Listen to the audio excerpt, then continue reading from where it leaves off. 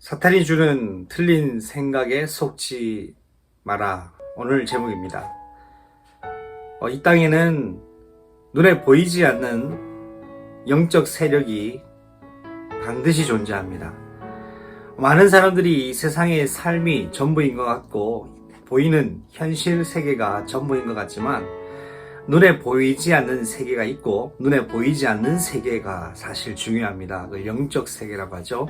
영적 세계에서 일어난 일들이 현실 세계에서 사실로 드러나게 됩니다. 우리 복음을 아는 사람들은 영적 사실을 아는 사람이요, 영적 비밀을 아는 사람이요, 또 다가올 영적인 하나님의 영원한 나라를 준비하는 인생이라고 해도 과언이 아닙니다. 어디든 성경을 보면 단순한 객관적 내용과 단순한 이야기 정도로만 이해해서는 안 됩니다.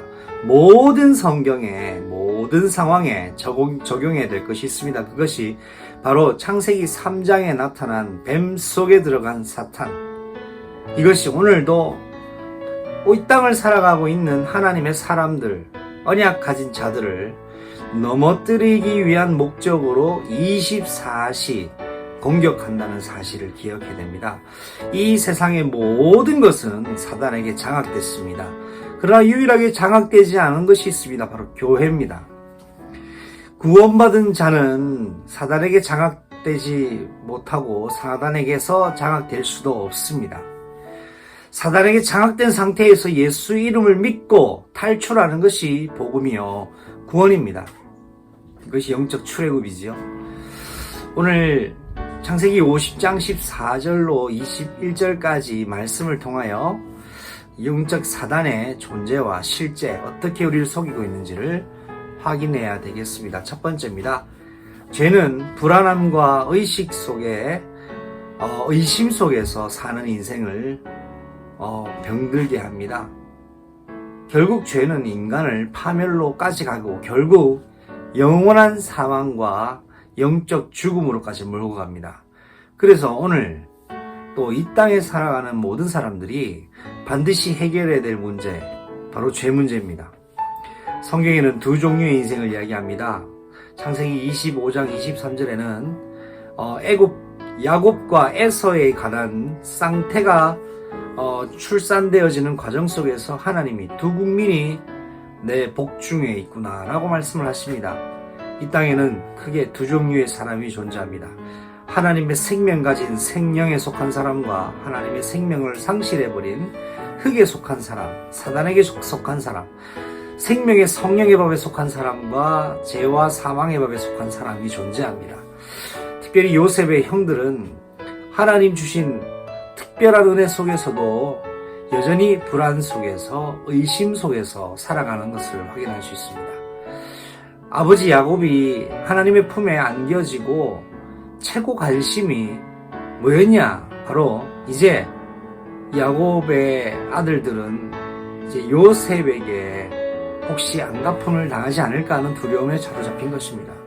그런데 이 또한 단순히 요셉의 형제들의 그런 불신과 불안과 의심을 탓할 것이 아닙니다. 근본적으로 보면은 이 요셉의 형제들을 불안하게 하고 의심하게 만드는 복음적이 아닌 틀린 생각을 집어넣은 존재가 있습니다. 바로 사단입니다. 사단은 언제든지 하나님의 계획에서 벗어나게 만들고 하나님의 말씀에서 벗어나게 만들어 결국 내 굴레 속에, 내 함정 속에, 내 틀 속에 사로잡히도록 만듭니다. 그렇기 때문에 늘 불안한 인생을 살게 되는 것이고 또 여전히 항상 축복 속에 있으면서도 의심하는 인생을 살 수밖에 없습니다. 히브리서 2장 14절에는 죽음을 주장하는, 죽음의 세력을 주장하는 사단이라고 분명히 기록이 되어 있고요. 여전히 한평생을 죄의 죽음의 종로로 타며 사는 인생을 말씀하고 있습니다. 여기에서 벗어나야 됩니다. 여기서 벗어나는 방법은 바로 오늘 당신이 예수를 그리스도로 고백할 때 탈출하게 됩니다. 두 번째입니다. 제 문제가 해결될 때 인생의 참된 의미가 발견되어집니다. 요셉은 여전히 불안 속에 의심 속에 있는 형제들의 이야기를 듣고는 눈물을 흘렸습니다. 그들을 견책하거나 그들을 탓하거나 그들의 어리석음을 꾸짖지 않고 눈물을 흘렸습니다. 이 진심으로 그들의 안타까움을, 그들의 여전히 불안과 의심 속에 있는 그들을 불쌍히 여기는 마음이지요. 사랑하는 마음이겠지요. 이처럼 요셉이 형제들에게 내가 하나님을 대신하겠습니까? 라고 고백을 했습니다. 당신들의 생명을 주장하시는 분은 내가 아니라 당신들의 하나님, 우리 하나님 아닙니까? 하나님이 당신들을 살리고 보호해 주라고 나에게 맡기셨는데 내가 어찌 하나님의 명령을 대신하겠습니까? 라는 표현입니다.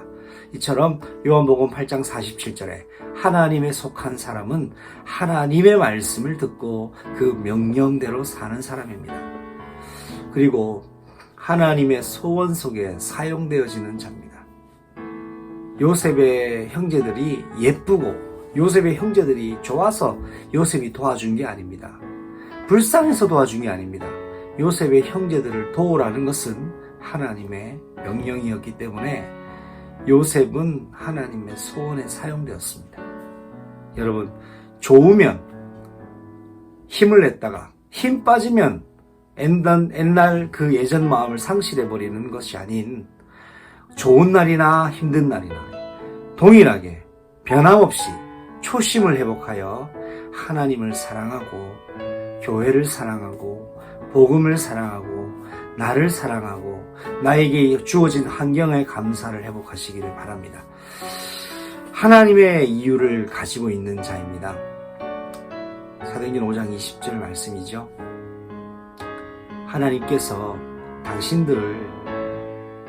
하나님께서는 나를 당신들을 위하여 생명을 구원하시기 위하여 나를 사용하셨습니다.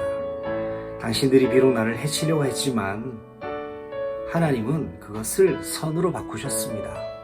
그래서 많은 사람의 생명을 구원하시려고 하셨습니다. 여러분, 하나님의 이유를 가지고 있었던 요셉입니다. 하나님이 오늘도 여러분이 하나님의 이유를 가지고 살기를 원합니다. 여러분, 나의 기준대로 사는 것이 아니라 하나님의 이유를 가지고 사십시오. 눈이 오든 비가 오든 어렵든 힘들든 괴롭든 외롭든 상관없이 하나님의 이유 가지고 살아야 되겠습니다. 마지막 세 번째입니다.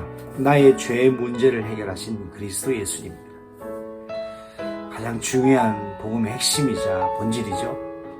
내가 여전히 죄인으로 있을